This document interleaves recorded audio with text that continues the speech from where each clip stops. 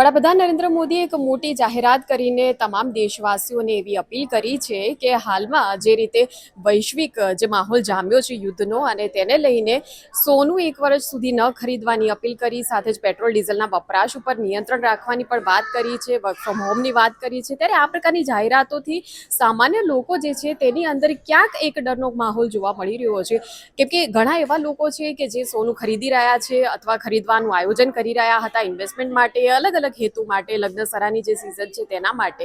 ત્યારે હવે જ્યારે વડાપ્રધાન એવું કહી રહ્યા છે કે સોનું 1 વર્ષ સુધી ખરીદવાનું હમણાં ટાળજો, ત્યારે લોકોનું શું કહેવું છે તે જાણીશું. હેલો. હા, તમે સોનું અત્યારે અહીંયા ખરીદવા આવ્યા છો અને પછી વડાપ્રધાન ઓચિંતા આવી જાહેરાત કરી છે, તો શું કહેશો?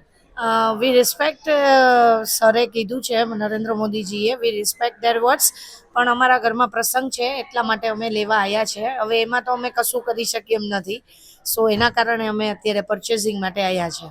અચ્છા, પણ હવે જો એવું કહે છે પીએમ મોદી કે 1 વર્ષ સુધી ખરીદવાનું નથી અને જો ભાવ જે છે એ અત્યારે જે ભાવ છે એવો ભાવ પછી તમને ના મળે તો શું કરશો?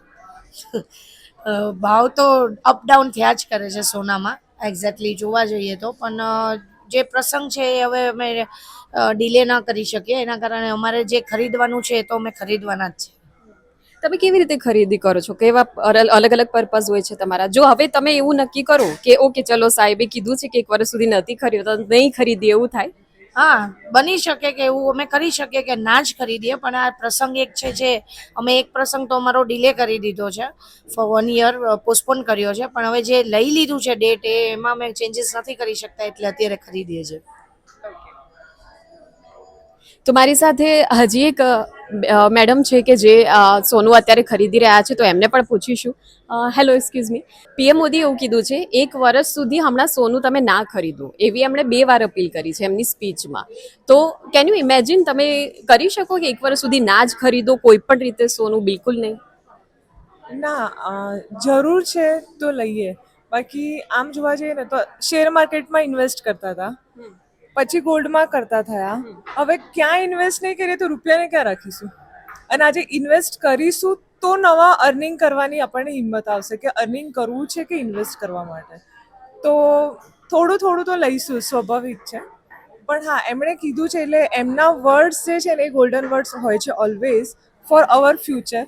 એટલે હા, એમણે કીધું છે એટલે થોડુંક તો ધ્યાન રાખીશું જ, કારણ કે અત્યારે હવે એ જ વિચારીએ છીએ કે પહેલાં તો આપણે ગોલ્ડ સિલ્વરમાં કરતા હતા, એની પહેલાં શેર માર્કેટમાં કરતા હતા, અત્યારે બંનેમાં ક્રાઇસિસ આવે છે. તો હવે ક્યાં કરીશું? એક નવું પ્લેટફોર્મ એમને ઊભું કરશે તો અમારી માટે બી કહેવાય ને કે પ્રોપર રહેશે કે હા આપણે અહીંયા કરવું જોઈએ એમ. તો એમણે ના પાડી છે. ઓલવેઝ કોઈ વસ્તુને બંધ ના કરી શકીએ, એને રિપ્લેસ કરી શકીએ. તો કદાચ એ રિપ્લેસમેન્ટ આપણને આપશે તો જોઈશું કે સારું આપણને ત્યાંથી અર્નિંગ મળે તો આપણે એ કરીશું. અચ્છા, હવે જે લોકો તમારી જેમ અત્યારે બધી દુકાનોમાં જઈ રહ્યા છે, ખરીદી રહ્યા છે, એમને શું કહેશો? કેમ કે એક તરફ પછી ગવર્મેન્ટ જો ના પાડી રહી છે, પણ એ વસ્તુ કરવાની તો છે જ તમારે, કેમ કે અમુક સંજોગો છે. શું કહેશો? અમુક સંજોગો છે, દેટ ઇઝ ઓકે. બાકી મોદીજીએ કીધું છે ને, એટલે એક પર્પઝથી જ કીધું હોય અને એ આપણા બ્રાઇટ ફ્યુચર માટે જ કીધું છે, એટલે દેર ઇઝ નો ડાઉટ કે એમણે કીધું છે ને એટલે ફોલો તો થશે જ. હા, પહેલાં 100% કરતા તો અત્યારે કદાચ 20% કરીશું, પણ એમને કીધું છે એટલે ફોલો તો થશે જ.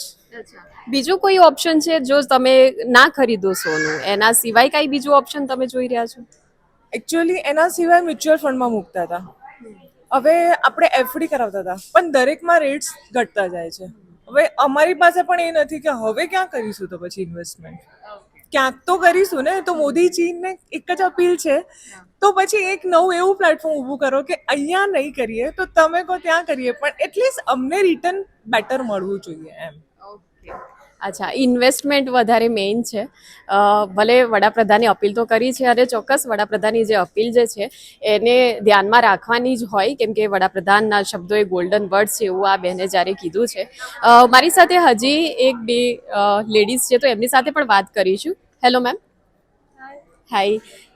તમે લોકો પરચેસ કરી રહ્યા છો ગોલ્ડ, એન્ડ પીએમ મોદી એવું કીધું છે કે 1 ईयर तक परचेज मत करना.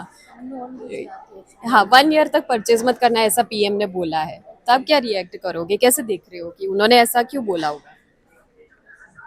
और आप परचेस मतलब करोगे कि नहीं करोगे, क्या नहीं करेंगे हम अपनी उसके पॉकेट के अकॉर्डिंग चलेंगे ना। हाँ भाई क्या कुछ है हमारी सेविंग डॉल। ओके।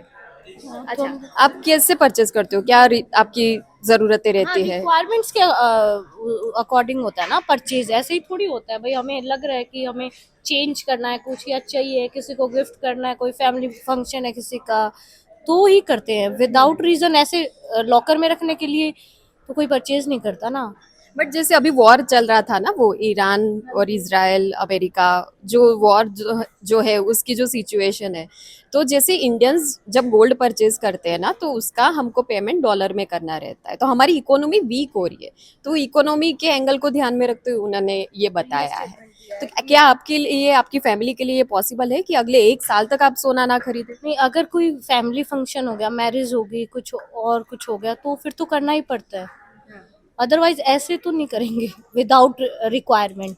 रिक्वायरमेंट के अकॉर्डिंग होगा सब कुछ ना। अच्छा, मतलब आप नहीं देखते हो अपने आप को कि 1 साल तक ना ही खरीदो? नहीं, देखने वाला नहीं। अब अगर किसी कोई शादी है जैसे सिस्टर इन लॉ की, तो उसको ऐसे थोड़ी भेजेंगे, उसको तो देना पड़ेगा। या कुछ कोई फंक्शन है, हाँ वही बोला ना कि रिचुअल्स भी होते हैं, कहीं पे देना लेना भी पड़ता है। अब इंडिया में है तो फिर ये चीजें भी तो देनी पड़ती है ना, फॉरेन में तो ये चीजें कोई नहीं देखता। आपको दिया उसको लौटाना हाँ, पड़ेगा। हमें क्या बोला? रिटर्न में गिफ्ट भी तो अभी देने पड़ते उन्होंने हैं ऐसा ना। बोला है, लेकिन प्राइम नहीं, मिनिस्टर जैसे ने ऐसा बोला है मैम। जैसे गिफ्ट्स मिले हैं आपको तो गोल्ड का ही रिटर्न करना पड़ेगा ना आपको। उन्होंने तो कम भाव में दिया था लेकिन देना तो पड़ेगा वापस। बट उन्होंने वही अभी है। ये अपील कर दी तो फिर अपील कर दी पर वो लोग नहीं समझते जिन्होंने हमें दिया है वो नहीं समझते। अच्छा, ये सोसाइटी का जो युद्ध अभी हो रहा है तो कुछ भी हो सकता है ना, इसीलिए कि मनी सेव रखो, ज्यादा इधर उधर इन्वेस्टमेंट मत करो, इसीलिए गोल्ड है। लेकिन अब बहुत जरूरी है तो ठीक है, नहीं तो फिर तो चल जाएगा, बिना 1 साल खरीद के भी हम रह सकते हैं कि नहीं। जरूरत है तो ठीक है, नहीं तो कोई बात नहीं, नहीं खरीदेंगे 1 साल तो चलेगा। चलेगा, तो मतलब उनको सपोर्ट करना है। हाँ अच्छा, आप बोल रहे हैं उनको सपोर्ट करना चाहिए। हाँ हाँ, सपोर्ट तो है तो करना खरीदेंगे चाहिए ना। पर ज्यादा हम एक्सचेंज में ही जा रहे हैं अभी। पड़ा है तो उसको चेंज करा लो, पहन लो, नया खरीदने में तो नहीं अभी। अच्छा, मतलब नया नहीं खरीद रहे हो आप, एक्सचेंज कर रहे हो, तो ये एक निकाला है सॉल्यूशन इसका। यही सॉल्यूशन निकाला अभी, जो टूटा फूटा पड़ा है उसको रीयूज करके अपना नया ले लो वैसे। वो क्या है, उनको भी सपोर्ट है और हमें खुद को भी सपोर्ट है। अगर हमारे पास पैसा हम अभी सब खर्च कर देंगे, बीच में कुछ भी हो सकता है गोल्ड लेने पे, इसलिए है कि नहीं। તો સ્માર્ટ અમદાવાદીઓએ કદાચ સ્માર્ટ સોલ્યુશન કાઢી લીધું છે કે ભાઈ જો સોનું જે છે એ નવું ન ખરીદવાની વાત જો થઈ રહી હોય તો નવું નહીં ખરીદીએ પણ એક્સચેન્જ કરીશું કે ઘરમાં જે પડેલું છે એને જ કદાચ કંઈક બીજી રીતે એનો ઉપયોગ જે થાય એ બાબતની બધી વાત કરીશું. તો આ રીતે જે અમદાવાદીઓ જે છે એમણે હાલ તો ઉપાયો કાઢ્યા છે અને આ રીતે જે તમામ અપીલ જે કરી છે વડાપ્રધાન નરેન્દ્ર મોદી, એના ઉપર લોકો શું વિચારી રહ્યા છે તે જાણવાનો પ્રયાસ નિર્ભય ન્યૂઝ દ્વારા કરવામાં આવ્યો.